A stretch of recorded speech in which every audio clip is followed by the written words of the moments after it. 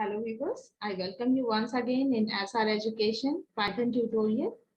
This video is in continuation with my previous video where I told you how to install Python software in your computer system as per the different configurations, like which operating system you have in your computer and according to your processor and RAM, everything, which kind of version is best for your computer system.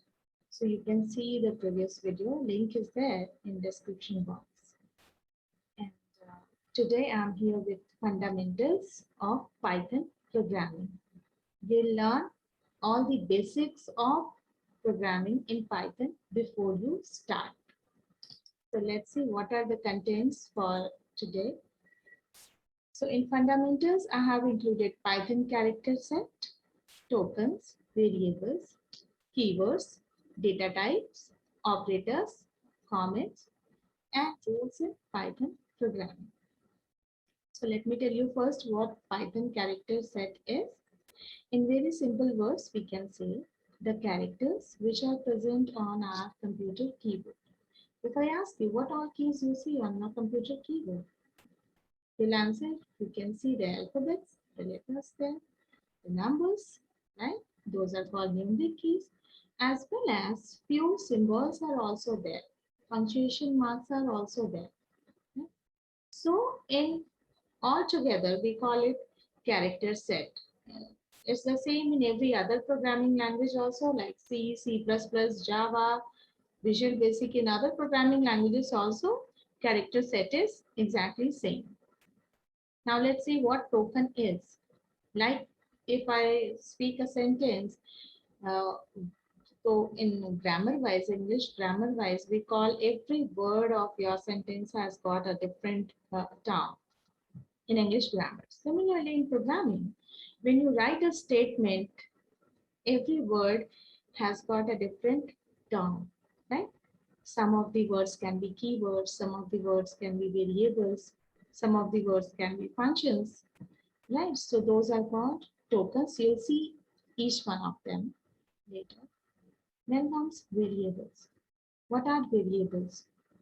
So when we make a software, we need to store some data, right? The way we store the things and we make different shelf or drawers to keep the belongings. Similarly, in programming, when you make a software, you name the memory blocks with a particular name that is called variable.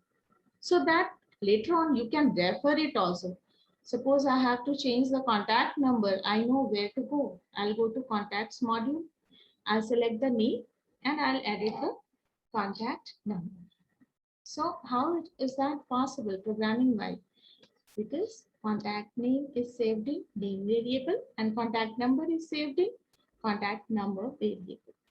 Right, so variables are used just to store the values. These are the names given to different memory blocks. Now keywords. Few of the words are reserved. It has got some specific meaning. Yeah? For example, break, continue, if, else, for, while. So many you'll see later on. When you start coding, you'll come across all those keywords. Now data types. When we are declaring a variable, it in Python is a different way that the kind of value you are storing in a variable is the same data type it takes. For example, if I write x equals to 10, x becomes integer. Right? If I write x equals to suppose India, so x becomes string. So these are again the different data types you'll see later. Operators, what operators are? Like we have the different symbols in mathematics, like for addition we have plus, for subtraction we have minus, for multiplication we use cross sign, but here in programming we use asterisk sign. Right, so similarly we have other operators also. I'll show you now. Comments. What comments are? When you software development actually is done in team, right? It's not a one-person job. A software is divided into smaller modules in team, and every person is assigned a particular module to code for. So what if the person is uh, suppose leaving the company and someone else is coming in place of that person? Then it will be easy for that other person to understand the module well, as well as anyone, if you want to see what particularly being done in a particular module, it can be easily figured out by seeing the description given in comment. Right? Now let's start and let me take you to ideally where you'll see the other rules of programming. Right. So let me take you there. I'll code another program for you. So I'll go to new file and then simply code a welcome program here.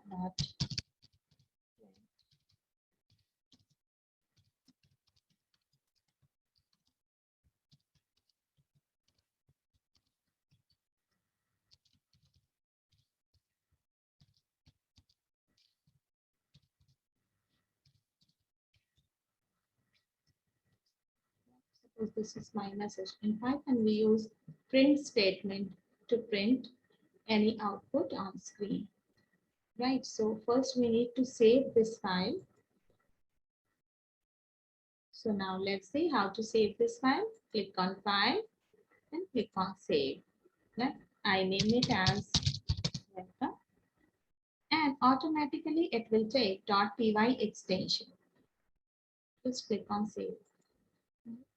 Now to run the module, you can go to Run menu. You may find Run Module option there. Alternatively, you can also press F5. So let's have a look. Run module. You can see the message I entered there in print statement is coming as it is here. So let's just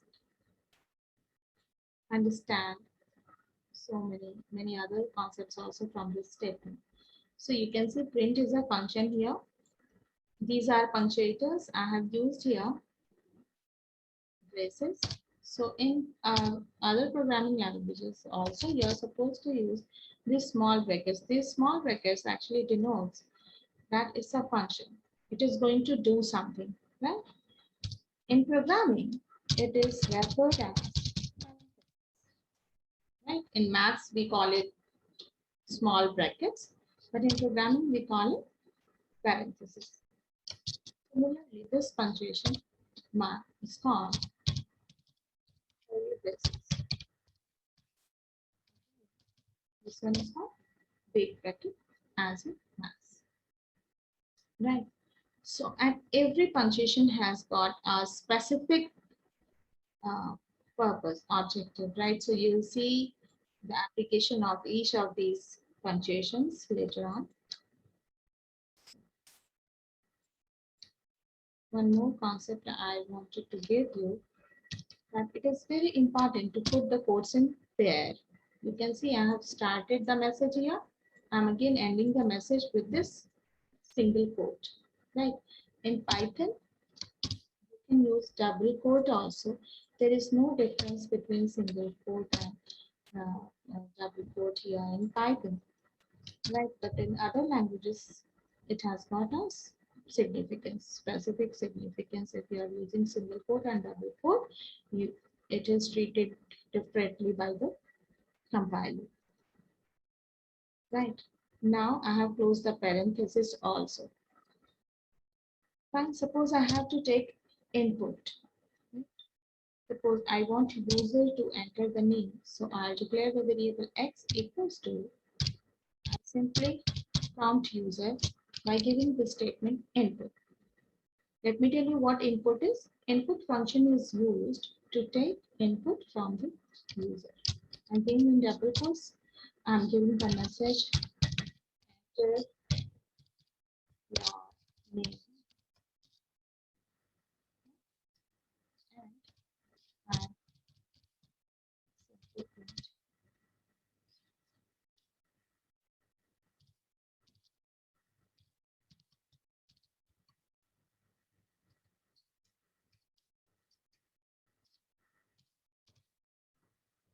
enter your name. If I enter my name here, says Shweta, welcome. Right? So this is how you can combine a variable with a message. Another thing, what if I have to take input for percentage or total marks, right? So suppose I have to take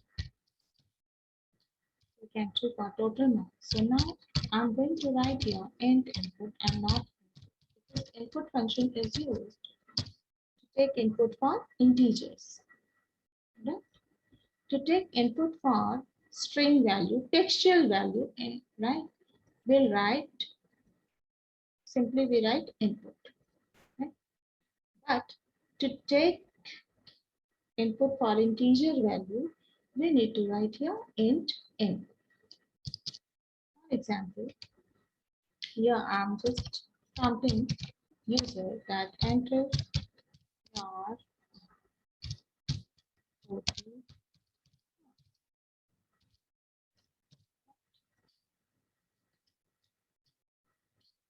and then percentage equals to float. I'll explain you each, don't worry. Float input, and again I'm prompting user.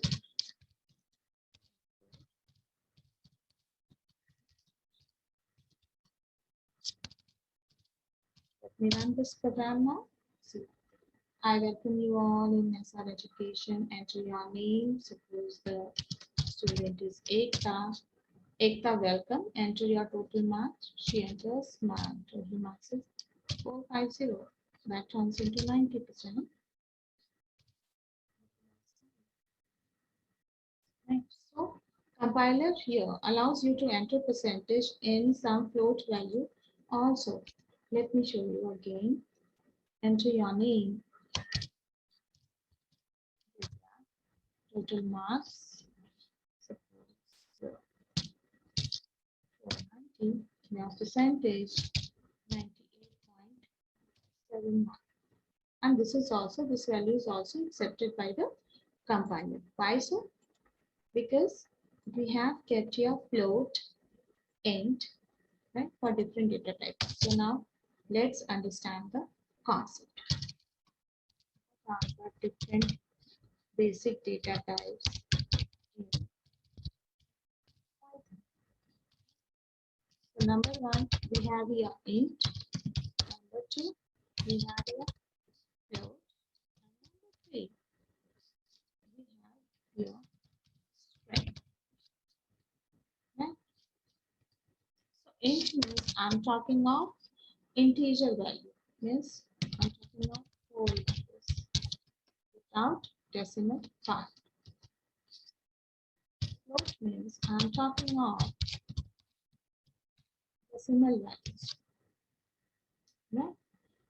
And string allows you textual value.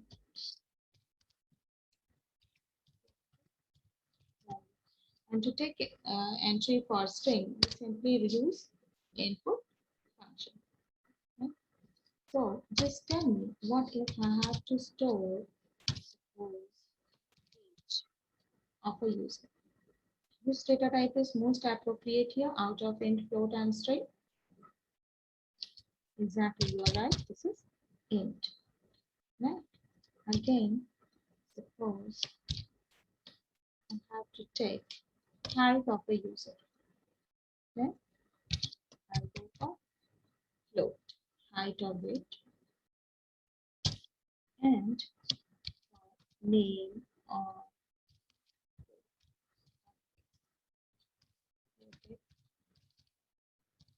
string. That we will simply write input.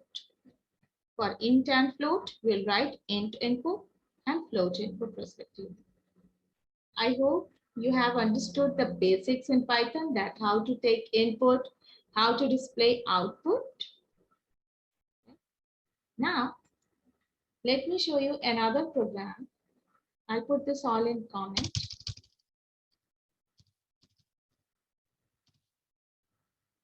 I'm using here multi-line comment. We'll see later. So that compiler will not compile the text written here within triple quote, right? So that is why I have put here triple quote. It is called multi-line comment so that compiler will not compile these statements for errors. Okay? Now I'm putting a single line comment. I'm writing here the topic for this program is concept of operators. Now let's see what are the different kind of operators there in Python. If I write print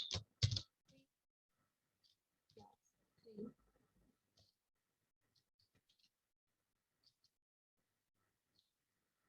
so that let me show again 3 plus 3 it displays 6. If I write 3 into 3 it displays 9. Single line statements you can also directly execute from here like the same output. But what if I write 5 by 2? It will give you the result in with decimal also like 2.5. If I write 5 mod 2, mod is called remainder operator here. The people used to call it percent sign, but in computers, this is actually remainder operator. Right? So if I write 5 mod 2, we know the remainder comes to 1. So compiler displays 1 here. The same way it can be done. Suppose I write 6 mod 3. So we know 3 2 is 6, so remainder comes to 0. Okay. Now let me tell you that if we write 5/2, it displays 2.5. There is one more interesting operator in Python, double slash. This is floor division operator. It will give you result without decimal. Can you see? Let's look at the result. It is coming to 2. So this is floor division operator. When you don't want to include decimal part, like it was giving here 5 by 2, 2.5. So if we write 5/2 means floor division 2, it gives you the quotient part. So this is called quotient operator in Python.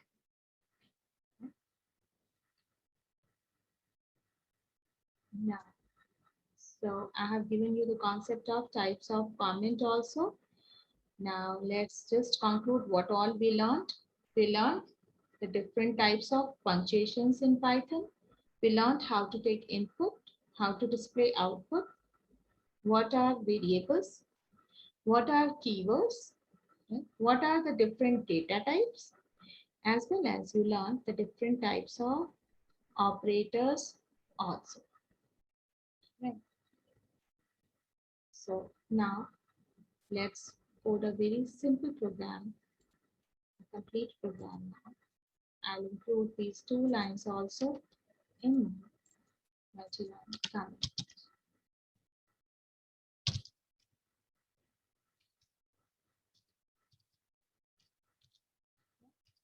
Let's move ahead to the program where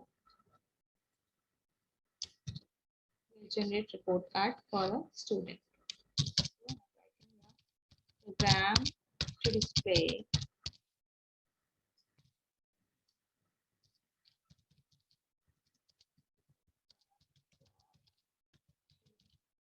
so what all we need, what all inputs are required. First is I need admission number of the student. So I'm writing here admission number.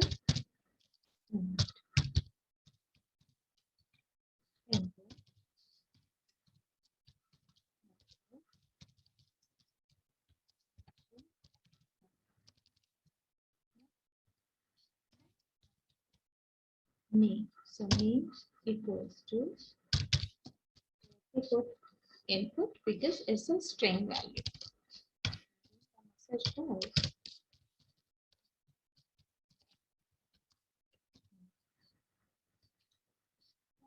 Now let's take input for all the different type subjects. Say it is English equals to generating this report card for suppose a class 10 student. So I write here end input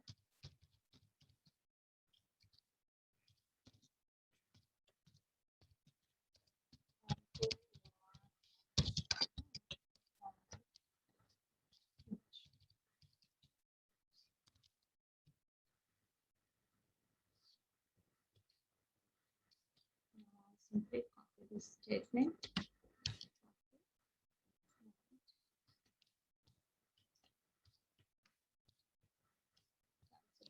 So 5 times I'm pasting it here. One variable is Hindi, math, science, and then SST. And just which also science, maths,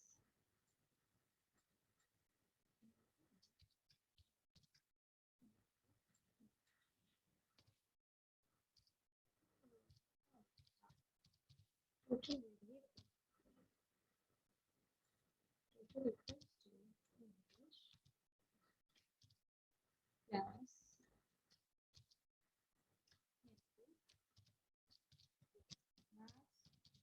science, SST.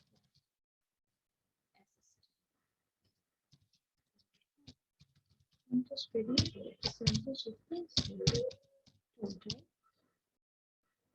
divided by 5 because I want percentage to come in decimal. So I'm not using quotient operator, that is double slash. I'm using here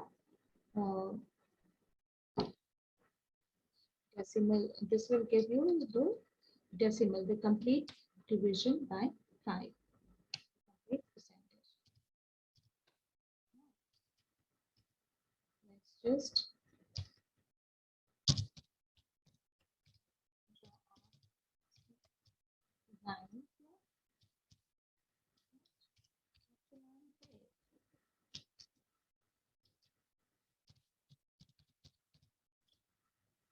Display the message.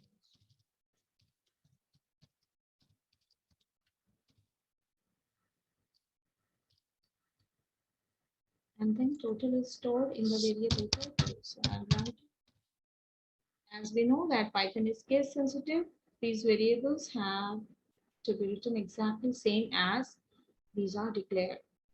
Right, so total in small.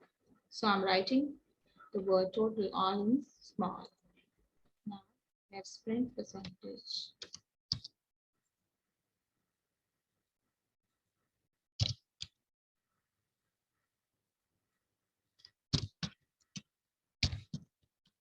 Percentage. Formatting is very important just to give it a good presentation. Now percentage is stored there in the variable percentage.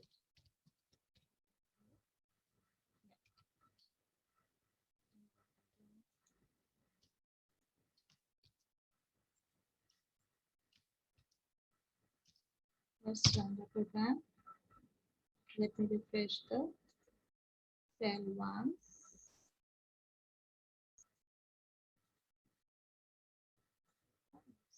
My admission number is 101. Suppose I am my marks for English 89, Hindi 85, first prize 95, and SST suppose. So this is how the total and percentages calculated. So today you learned how to code for a simple program. In the coming video, I'll tell you what are the different types of statements in Python, and if you already know the basics, the fundamentals in Python, you can see that next video also. That will take you to flow of control. You can continue with that, like how to use if else, how to use for loop, right? And very soon I'm going to make the video for concept of while loop. Thanks for watching.